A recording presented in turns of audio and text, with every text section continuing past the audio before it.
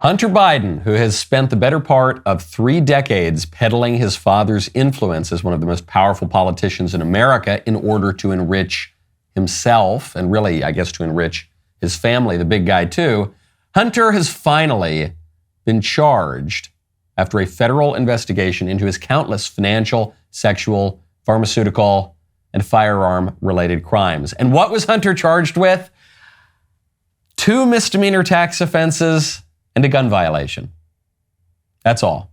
Now, even the minor charges that Hunter ultimately faced could have landed him in prison for 12 years. But since Hunter pled guilty as part of a deal with prosecutors, he now faces probation. Probation for the tax charges and a diversion program for the firearms charge. A diversion program that he doesn't even appear to be legally eligible for. That means that latter gun charge will likely be wiped from his record. No prison, no real punishment, no nothing. The plea deal doesn't even mention the countless sex and drug crimes that Hunter committed on camera, crimes that he recorded himself doing. But forget about the sex and the drug stuff for just a second. The whole point of the inquiry was Hunter's massive influence peddling operation in which he traded his father's power as vice president for massive bribes worth, reportedly at a bare minimum, $10 million. With this plea deal, the actual crime of public interest is effectively swept under the rug, which means that this prosecution is not a prosecution at all. It's a cleanup operation by Joe Biden's political enforcers masquerading as law enforcement. Law enforcement that now needs to get back to its chief task of imprisoning the leader of the opposition. I'm Michael Knowles. This is The Michael Knowles Show.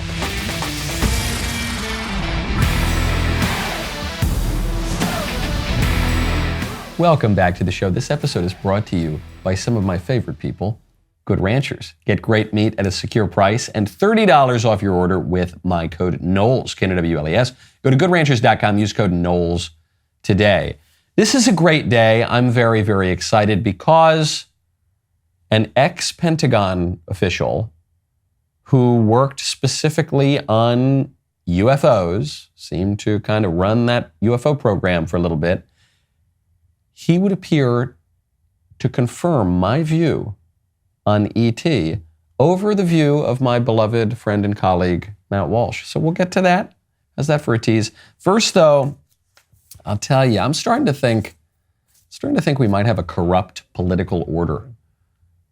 You know, speaking of rigging presidential politics, I just found out that YouTube has censored my friend and colleague Jordan Peterson because Jordan Peterson did an episode of his show with RFK Jr. RFK Jr., who is somewhat significantly challenging Joe Biden for the Democrat presidential nomination.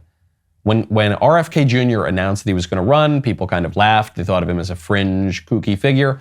But he's polling somewhere around 20% in the Democrat Party. And then all of a sudden, RFK Jr.'s interview goes away. Why is that? I was talking to my producer, Mr. Davies. Mr. Davies came in. He said, that's so weird. I thought that you can now question vaccines on YouTube. Previously on YouTube, you couldn't, but I thought now they changed the rules and they said that you can. And I told him, Mr. Davies, that might be true, but you're not allowed to seriously challenge Joe Biden on YouTube. I don't think that RFK Jr. is being censored because of anything he said about the vaccines, whether we're talking about regular old vaccines or the COVID vaccines. I don't think the reason he's being targeted is because he poses a challenge to the system, to the liberal establishment. Why was my channel on YouTube taken down for 1 week? Well, it's because I used pronouns. I don't even know what I'm allowed to say on YouTube anymore. I used pronouns that happened to be accurate, but they weren't politically correct, and so YouTube didn't like them. I talked about a pressing social issue that is contentious. It's not contentious in the reality of that issue. Everyone knows how human nature works, but it's contentious in what the radical liberal elites will allow us to talk about and versus what the people actually believe. And so they took me down for that. But why did they take me down? I've been saying that sort of thing for years, as have many other people. Well, it's because this is Pretty big channel, and it gets a fair amount of reach. And not toot my own horn, but it does influence the public conversation to some degree. And so YouTube said, okay, we're going to get him. Just like we're going to go get Matt Walsh. Just like we're going to go get Candace Owens. Now, like they're going to get Jordan Peterson. Has nothing to do with the specific rules, which are always changing anyway. And in fact, the reason that they're always changing the rules is in part so that they can wield power capriciously to go after political enemies. Why are they prosecuting Trump for a less egregious version of the crimes that many of the most prominent recent Democrats have committed themselves, including the sitting president, Joe Biden? Well, because they don't like Trump, and Trump's the leader of the opposition, so they're going to go after him. I use this phrase political order specifically here. I don't just say our government is corrupt or Washington, D.C. is corrupt. I say the political order because we are governed at least as much by Google and YouTube and the big tech platforms as we are by some elected officials in D.C. In fact, we're governed, I think, in many ways, far more by the big tech platforms. We're governed at least as much by the big tech platforms as we are by the administrative state, by the bureaucrats, by the media that shapes the public conversation, and all the rest. It's a whole system. And when you go after the system, they're going to get you, and they're going to get you through all the various means. They're going to deplatform you. They're going to debank you. They're going to ostracize you. They're going to get you fired from your job. And maybe they'll prosecute you as well. They won't prosecute you if you're Joe Biden's son who ran a massive influence peddling operation for over 10 years, but they will prosecute you if you're Donald Trump and you kept a letter that Kim Jong-un wrote to you when you were president.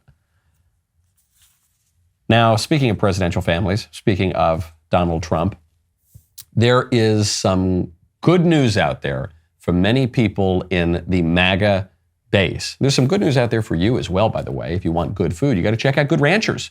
Right now, go to goodranchers.com, use promo code Knowles. As our great nation's birthday approaches, we are coming together as proud Americans and savoring the delicious taste of homegrown American-made meat. Our friends at Good Ranchers have the best quality meats you've ever tasted, and they only sell meat that was raised here in the USA. From now until Independence Day, Good Ranchers will be offering the best deals to give you freedom from the meat aisle, from ribeyes, New York strips, all-natural burgers, to the most delicious chicken you could ever want. Good Ranchers has something for everyone. Plus, right now, you will get $30 off with our code Knowles at goodranchers.com. This is the way to wow your family at the 4th of July. I am very discerning about my meat. I eat a lot of red meat, and these guys, they're just the best in the business. They've got the best quality. They've got by far the best prices. They're just great guys with a great company. It's all American meat. So what are you waiting for? Let the mouth-watering aroma of American-made meat fill the air, bringing joy, unity, and delectable flavors to your celebrations. GoodRanchers.com. Use code Knowles. Get $30 off any box. Promo code Knowles. GoodRanchers.com. GoodRanchers.com. American meat delivered. Good news out there for people who really like the Trump family, and actually good news for people who don't really like the Trump family and don't want them all that involved in a Trump administration. President Trump has come out and said that his family will have no role in the next administration. Would you want Jared and Ivanka to serve in a second administration? No, I said that's enough for the family. You know why? It's too painful for the family. My family's been through hell. I mean, Eric, my son, who's a fine boy, you know him very well. He's a fine young man, good student, good everything, comes in, we're doing beautifully. Then I decide to run for president. I mean, I don't think anybody in the world in history has ever had more subpoenas sent to him. Nobody has been through what my family has been through.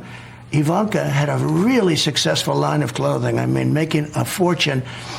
When I did this, she closed it up. She sort of felt she had to, but she closed it up. My other boys were doing great.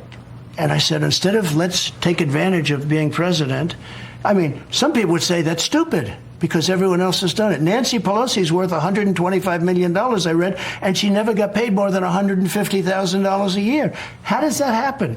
How does that happen? Yet you want to go through this all again. Because I want to make America great again. We had it great. We had it great. We were respected all over the world. Very simple. I want to make America great again. Very simple, and so that means the family is not going to be involved this time. This might help Trump politically because I think a lot of people, even ardent Trump supporters, don't like how involved his family was. I don't know all of Trump's family. I've met some of them. The ones that I've met and talked to, I like. But I think probably this is a net political benefit for Trump. And still, there's a storm cloud here to this silver lining, or a silver lining to the storm cloud, or I don't know. I'm mixing a lot of metaphors here. The downside is that this is an admission that personnel has been a weak point for Trump. And it's the line that Bret Baier hammered him in that interview that just took place on Fox News. And it's a point that a number of Trump's opponents have hammered him in, which is, hold on, President Trump, you surround yourself with the best people, and yet you end up turning on your Secretary of State, you end up turning on your Chief of Staff, you end up turning on your press secretary, you end up turning on this person, you turn on that person. So if you got the best people around you, why do you later come to attack so many of them? And it's a good line. I think the honest answer to that line is, well, it's hard to get people to work for me because a lot of people want to suck up to the political establishment. They know if they work for me, it's going to be a black mark on their resume for the rest of their lives. And so we've had to choose from a different array of people. That's the most charitable view to the Trump administration. The second answer to this is that there are just competing factions within the Trump administration, and sometimes one faction is up, sometimes another faction is up, and whichever one falls out of favor, they're going to bear the brunt of a lot of issues. But regardless, it does look a little bit like a weak point, and yet I don't think it ultimately really hurts him. And the reason I don't think it ultimately really hurts him is the reason that Trump has been so resistant to so many attacks. The reason they call him the Teflon Don. After the first one was John Gotti, the second one is Donald Trump. And the reason for that is the whole point of a Trump candidacy is to be a wrench in the system. That's why people voted for this guy. So the fact that he's not polished, the fact that sometimes, often, the people don't work out, the fact that things get gummed up and messed up and the execution is sometimes a little haphazard, that is ultimately, I think, just part and parcel of the Trump prospect, which is, hey, this whole political order that we've got here, yeah, it's kind of a uniparty oligarchy sham, and if you vote for me, I'll just gum it up for a little bit. I'll expose some of the corruption. I will show you, by virtue of my presence, how vindictive it can be, because they're going to come after me and they're going to try to cook up bogus evidence about me colluding with the Russians, and they're going to try to investigate me. Ultimately, they're going to try to impeach me twice, and they're going to try to throw me in prison, ultimately, because I had some documents. So if your candidacy is, hey, this political order is messed up and I'm going to break it, then the fact that you got eccentric people who often don't work out, that doesn't really matter. I traveled to a lot of college campuses. I'm speaking to some young people here at the Young America's Foundation tonight in Southern California, and I ask them now, whenever we have a little dinner or meet and greet before or after the event, I say, hey, I know it's tedious, but I got to get your thoughts. Who are you picking in 2024? The vast majority of them will say, look, I like Trump, but I prefer somebody like DeSantis, so I'll probably support somebody like DeSantis this year. But I voted for Trump or would have voted for Trump. I just don't really think he can win again. But hey, if Trump is the nominee, I'll still vote for him happily. That is the answer that I get certainly north of 80% of the time, probably north of 90% of the time. And that answer sounds like it's good for DeSantis because these young people prefer DeSantis in 2024. But I think it's ultimately better for Trump. And it's not just young people, by the way. I was speaking to some friends of mine in Nashville who are a little more on the retired side. You know, they're a little bit older, a little more of a classic GOP voter. They gave the same answer that the college kids do. I don't know. I don't think Trump can win again. I wish he wouldn't run. I just don't think he can do it again. And I said, yeah, that's all well and good, but you could put a bullet in Donald Trump's head. He would still run for president. Okay, so that's him dropping out, him not running. That's not going to happen. So knowing that Trump's in the race, what do you think? And they say, well, you know, okay, he'll probably get the nomination and I'd happily vote for him in the general. And that is really good news if you're Donald Trump, because it means that you got a 30-point delta right now. You got 30 points that you can fall. That's how high up he is on the number 2 guy in the race. And you'll still likely win the nomination. And then when you win the nomination, people are going to vote for you. Whereas there are probably a fair number of people who vote for Trump who might not vote for other candidates because they're not typical voters. Maybe 2016 was their first time voting. They are not traditional Republicans. They're not traditional conservatives. They're people who rightly recognize that the system is deeply corrupt and they want to just give a middle finger to that system. And not just to the people in Washington, D.C., but to the whole corrupt political order with the media, with the big tech companies, with the big corporations, with all of it. So what does this mean for Trump? Well, he's still got to face this federal indictment that he's got. So the court case for the documents has been set. The court date is set for August 14th. That means that this court case is going to be a major aspect of the 2024 primaries. Some people thought that it was going to be delayed for a long time and they were going to drag it out forever. They seem to be trying to get this thing done pretty quickly. Of course, it's the best show. It's the most entertaining thing that could happen. You're going to have court appearances right before debates, if the debates even happen. So I'm not making any predictions. You know, I try not to predict the future too much, even though I can get my crystal ball out. Sometimes it's fairly accurate. A fair bit of this primary is going to be dependent on external events beyond the campaigns of Trump or DeSantis or Chris Christie or whoever it's going to be. A lot of it's going to depend on things that we've never, ever seen before in American politics, like a former president being indicted. And so predictions are fairly useless at this point. Now, speaking of colorful rich guys getting indicted, Andrew Tate, the most Googled man in the world at one point, has finally been charged in Romania with rape, human trafficking, and forming an organized crime group to sexually exploit women. Who is Andrew Tate? Andrew Tate is a self-help guru, social media influencer guy. He's very, very talented at going viral on the internet. He has a lot of defenders, especially among young people, on the right especially. And, he's not like sitting at home reading his Edmund Burke in a bow tie. This is a guy who's very brash. He makes comments that are often very offensive. Some of them are kind of bizarre. Like he said that he would rather sleep with a like a man who looks really good than really old. He said, I want to get the line exactly right. He said, I would rather sleep with a trans woman who looks like Megan Fox than an actual woman who looks like Hulk Hogan or something to that effect. And so he's just really good at going viral. And now he's been charged with all these crimes, and a lot of people are defending him. And I think I am both much less and more inclined to defend this guy than a lot of people, because a lot of Andrew Tate's defenders don't want to admit that the guy is a pimp. And pimpin', though it ain't easy, also ain't good. This is one of the videos that would seem to incriminate Andrew Tate in some of this weird sex stuff. You cannot get a girl to work for you having So the recruitment process is the same as the PhD course. You message them on Instagram. The PhD course is my recruitment system. I don't mention webcam until after I've had sex with the girl. You continue as normal, no mention of webcam. You f*** the girl. After you f*** the girl, you do the PhD test. If she passes the PhD test and she wants to be with you, then you start mentioning things like, yeah, but you're always busy, you're always at work, you can come work for me. So you don't want a girl who's in it for money. You want a girl who's in it to be with you. So you meet a girl, you take her on dates, you f*** her, whatever, she passes the PhD test. Then you start saying things like, oh yeah, but you're always working. I have to do some traveling and you can't come. I want to bring you with me. Traveling is a great one because the thing about this business is mobile.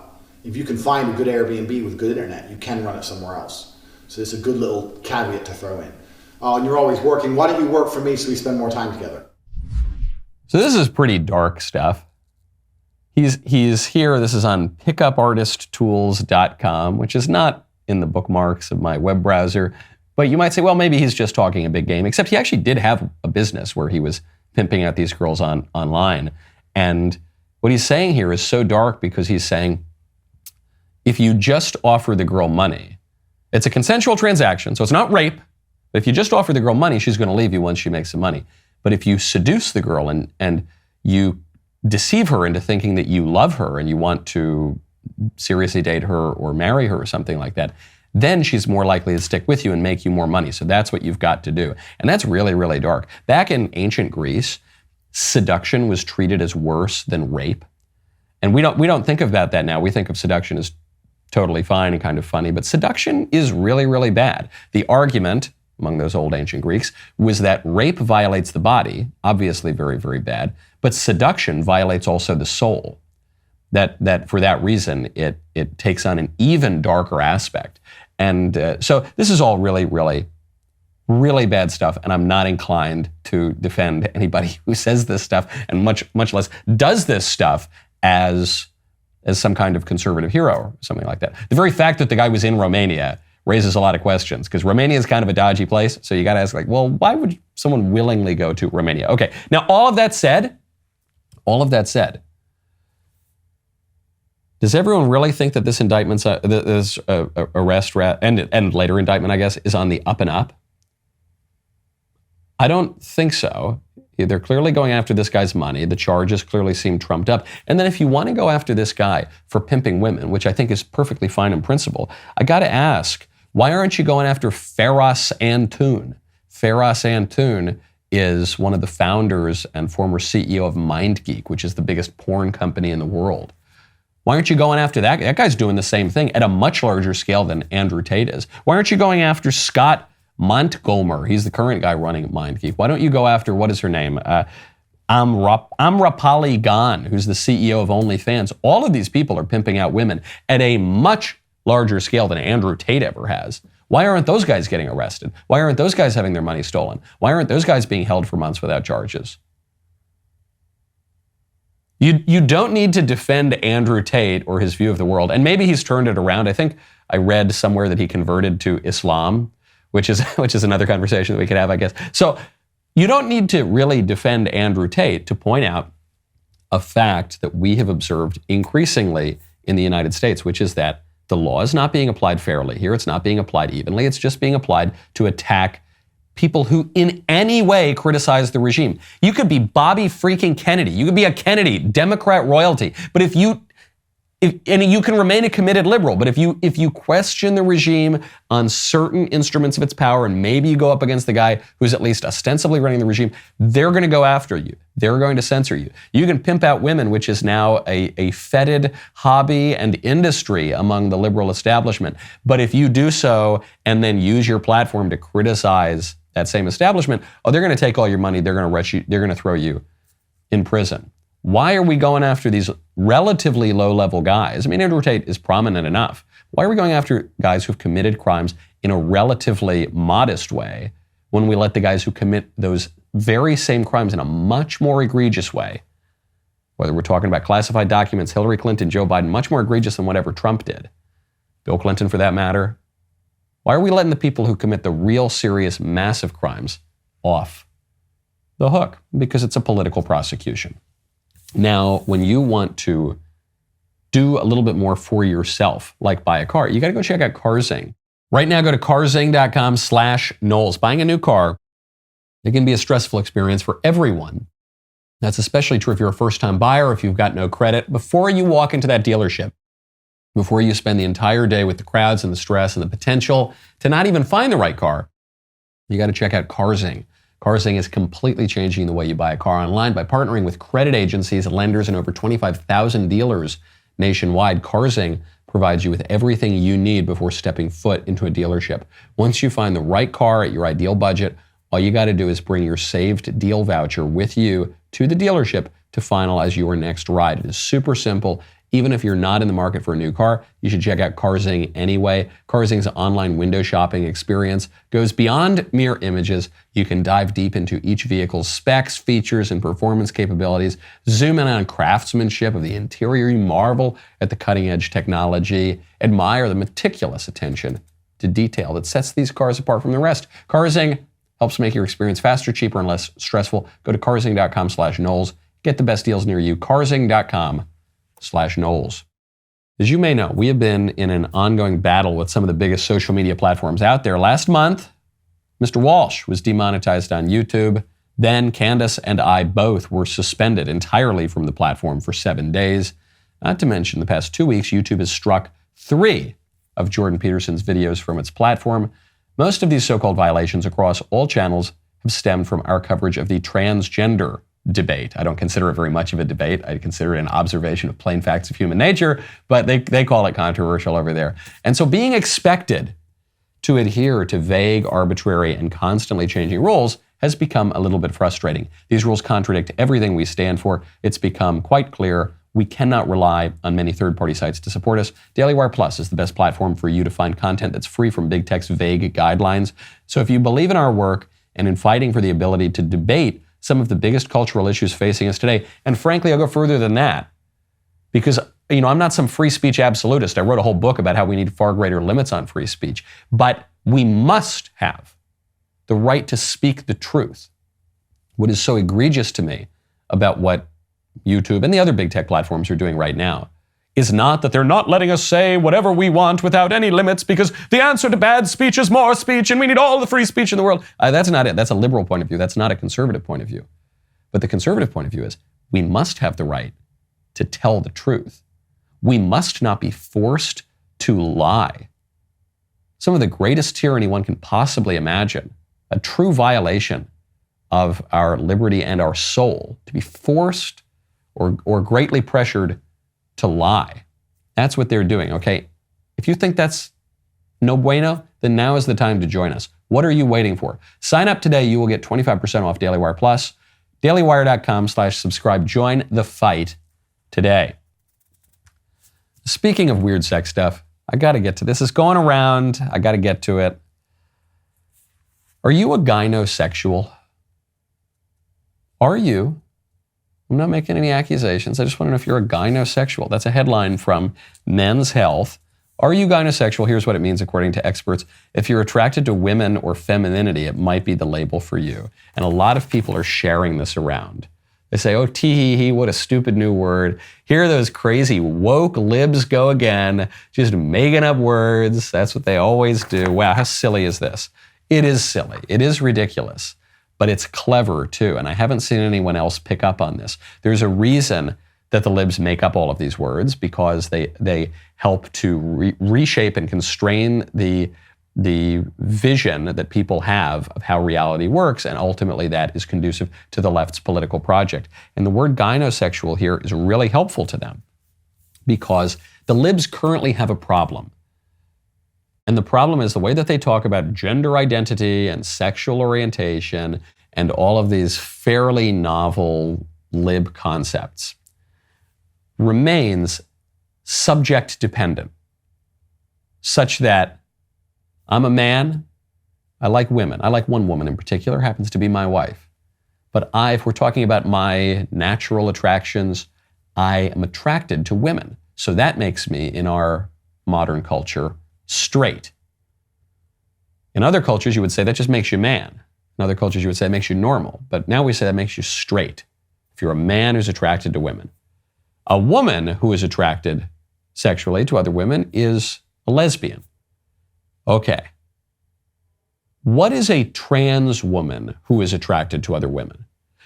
You could say that that person is a lesbian, but even the most ardent pro-trans advocates kind of stumble on that, or they kind of giggle, or they say, yeah, that's not quite precise, or yeah, okay, you're right, I don't know, what do we call that person? So a word like gynosexual solves a problem, a linguistic problem and a political problem for the libs, which is that it divorces sexual orientation from the subject. It sidesteps that tricky question for the pro-trans advocates, which is, who are we? What are we? What is human nature? And it just makes it all about the object of desire. So now anybody, a man, a woman, a trans woman, or any of these other new identity notions, anybody who is attracted to a woman is a gynosexual. Expect to see more of that, because we're all going to be giggling about it until we're mandated to use those terms, and until among people who are less conscious of these sorts of things, it starts to become culturally normal. Speaking of weird sex stuff, they're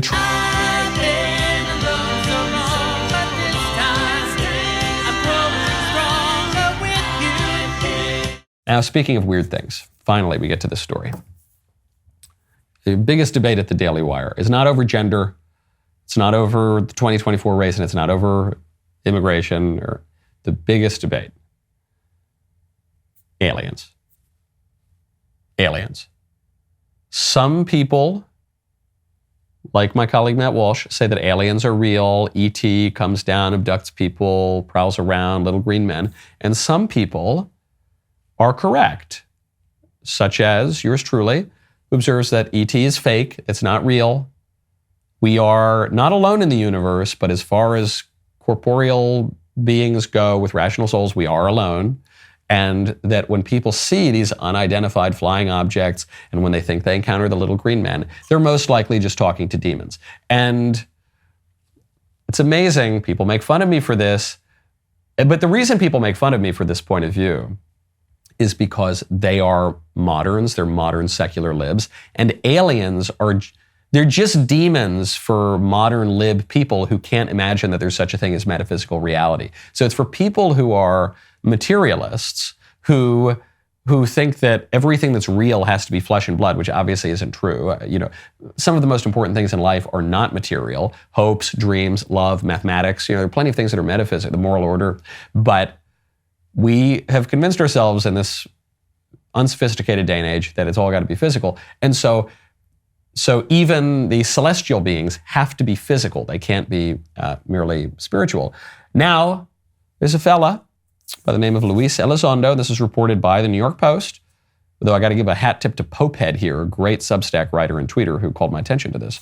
Luis Elizondo is a former intelligence officer with the Department of Defense. He claims he was the director of AATIP, the Pentagon's UFO program from 2010 to 2017. Former Senate Majority Leader Harry Reid has defended this guy and said he actually was pretty prominent in the government working on these things. Here's what he had to say. I remember the conversation very well. This is a person I respected tremendously, very, very senior person. He's told me, he said, "Lou, I want you to stop doing this." I said, "Okay, sir, I certainly can, but may I ask why?" And he says, "Well, we already know what it is." Now, at that moment, I honestly thought maybe it was our own technology. I was running up against some super uber secret sap, and they were telling me to stop. And I said, "Okay, sir, so it's ours?" And he said, "No, that's not what I'm saying." And he said, he asked me point blank, "Have you read your Bible lately?" And I wasn't quite sure where he was going with that. And I said, "Well, sir, I think I know what it says. Where are you going with this?" And he said, "Well, then you would know that these things are demonic and we should not be pursuing them." Yeah. And he wasn't kidding. That's exactly how he felt. So this is a Pentagon. This is a Department of Defense official saying, "Stop looking at UFOs because they're demonic." Correct. Correct. Not only is this senior, apparently respectable Pentagon official who is so admirable that one of the guys who was running the UFO office there really looked up to this guy, but it's correct in that that's obviously what these things are. Now, when you want to fight off terrestrial things, like, unlit cigars and, little vermin and charcoal, you've got to go check out Grill Blazer. Right now, go to grillblazer.com/Knowles. Grill Blazer's grill guns are designed to do everything from expertly searing your meats to lighting charcoal grills, wood stoves, outdoor fireplaces, and just about anything you can think of that you would need high-power fire to use for your problem. This would also include cigars, as I have shown once or twice, though that is not recommended at home. Grill Blazers offers two types of grill guns. The Grill Gun Basic is a high-power propane torch designed to light charcoal and wood grills and smokers, burns up to 3,600 degrees. Its 30-inch flame is for anything you need a big bad torch to do, and I mean anything. The Sous Vide gun has a shorter barrel, perfect for professional culinary kitchen uses, from gently caramelizing brulee or other sugars and fruits to rapidly searing steaks outside on the grill. Using the grill gun may result in extreme grill envy from your neighbors, so user caution is advised. Get your grill gun from Grill Blazers today and let the grilling adventures begin. Visit grillblazer.com/Knowles and use promo code Knowles for 15% off your order. That is grillblazer.com/Knowles, promo code Knowles for 15% off your order. My favorite comment yesterday is from Theo J615, who says, "We should let Juneteenth and Pride Month fight it out." So true. It's like the Iran-Iraq war. You just hope they both lose. You heard it from the horse's mouth. The aliens are demonic. Now, what's interesting is this guy in this interview from a couple of years ago that not a lot of people seem to have found. This guy seems to disagree with the respected, more senior Pentagon official who said this stuff's demonic, we shouldn't be looking into it. And this guy says, no, we've got to look into it. We've got to go get all the data. We've got to probe this stuff. We got to find out what's really going on. And my question is, Why? Why do we have to do that? Curiosity is not a virtue. Why should we do that? There is more in heaven and earth, Horatio, than is dreamt of in our philosophy, and certainly the desiccated modern philosophy that ignores metaphysical things. But why? Why are we going to do this? If there were, which there is not, a super race of extremely intelligent ET that are coming and they can mess with us and they can probe us and they can cross the galaxy and they can go faster than the speed of light and they can do all this crazy stuff. Their technology is so much more advanced than ours is. Then we're not going to beat them. You know, that'd be like a squirrel trying to beat an army of human beings. I mean, if we're that much stupider than these things, then we're obviously not going to beat them. If they're demons, then we should want nothing to do with them. C.S. Lewis had a good bit on demons, which is, he said, the right attitude toward demons is that you should know that they exist, because there is spiritual reality. We are body and soul. We're hylomorphic composite beings with a rational soul. That's why we have an appetite and we have to eat food and drink water to sustain ourselves. Man does not live by bread alone, and we can use our abstract reason and moral judgment to think of things like justice or art or culture or opera. Right? We can do both those things. Certain beings are purely physical. They don't have a rational soul, like a rock. Even the animals, they don't have abstract reason. We don't put them on trial. We don't put a dog on trial when he bites you. Okay, that's why. And then on the other side of things, there are beings that are purely physical. Ideas are physical, and angels and demons are physical too. And everyone has known this for all of history until modern Western liberal secular people, and like 100 years ago. So if they are demons, then C.S. Lewis points out the right attitude is know that they exist, be on guard. You know, they're trying to prey on souls, tear you down to hell and give you a bad eternity. And so we should know that, but we shouldn't be too curious about them. It's kind of like bugs. I don't know, when you've got bugs in your house, you've got to be aware of that and take care of the problem and like keep them from coming in and kill the ones that are there. But you don't want to spend a lot of time with them. You know, you don't want to spend your whole day thinking about the bugs, being around the bugs. You just want to get rid of them, okay? And that's how I feel about aliens who are really demons, as the Pentagon even admits. Okay. Speaking of aliens, another kind of alien that we're trying to keep out, we've got a lot of people crossing that border illegally, and there's a new candidate in the presidential race. This would be Francis Suarez, who is the mayor of Miami. And he's running, I think, to go after Ron DeSantis, and because everyone else is throwing their hat in the race. Francis Suarez, I said, he doesn't seem like the most conservative candidate. He wore a big rainbow flag sash. He seems like kind of a lib. And now that would appear to be confirmed. He was doing an interview on Fox and was asked about his thoughts on building a border wall, and here is his non-answer. Would you build a wall? And if you do stop illegal immigration, would you allow the ones already here to work? The border is an enormous issue. We have 80 to 90,000 Americans dying every single year from fentanyl that's coming through our border, that's being pumped into our country from China. That's the equivalent of a 747 crashing every single day. And we're not treating it as the crisis that it is. We have 6 to 7 million illegal people that have arrived in our country since President Biden became the president through policies that are creating chaos at the border. By the way, that's an issue that even Democrat mayors are complaining about. Will you build a wall and put the ones who are here already, put them to work? Will you do those two things? I will dedicate whatever the resources that are necessary, also discussing it with the law enforcement partners that are on the ground to make sure that our border is secure. Whatever that is, I will do it. Yeah, whatever it is, but I just don't make me say I want to build a wall. Listen, I'll do whatever. We're going to be serious about this. Okay, that's not a serious candidate. Good on Varney there for going after Suarez and trying to get him on the record. Will you build a wall or not? He doesn't want to say. And he's not going to be the president, obviously.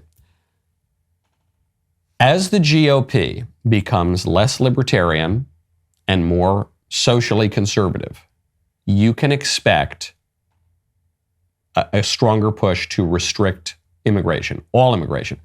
Illegal immigration, obviously, but legal immigration too. That is happening.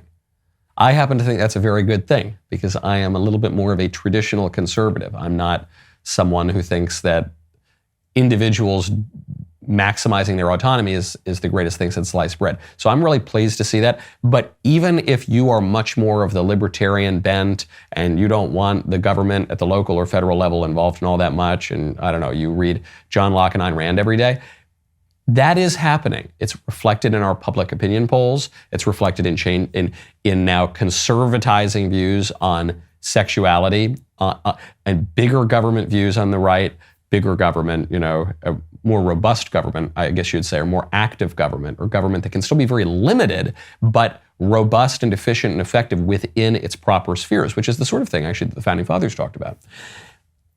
That is on the rise in education, on immigration, in foreign policy, a greater role for the American people in crafting foreign policy.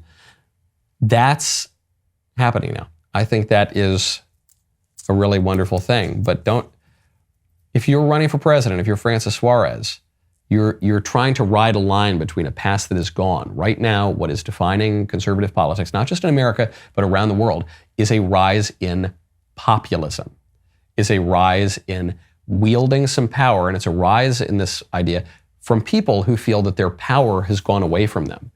And in part, they've given their power away because they've fallen into a utopian vision of a place where none of us really wields the government. We all just live in a neutral space, and we're increasingly realizing this space isn't neutral. There isn't one system of justice here. There isn't the equal application of political or economic power. It's being used, wielded capriciously against us. And so the only hope we have is not to throw our hands in the hair and say, oh gosh, this is terrible. Imagine if we were doing that. Imagine if the roles were reversed. The only way to stop that is to wield the power ourselves, which is why the two guys who are leading the GOP race right now by a country mile are the two guys who are most explicitly saying, I will wield power for you. And the two guys who have a record of doing it. Okay, the member block is upon us. Today is Woke Wednesday. We have some woke TikToks, I'm told. I'm told we have the iPad. Young Jacob, do we have the iPad? He's just sitting over there, keeping that iPad all to himself. I'm looking at it desirously. Here you can see young Jacob's hand creeping into the frame. Thank you, sir. Member block begins now. DailyWire.com/Knowles. Use code Knowles at checkout for 2 months free on all annual plans. See you there.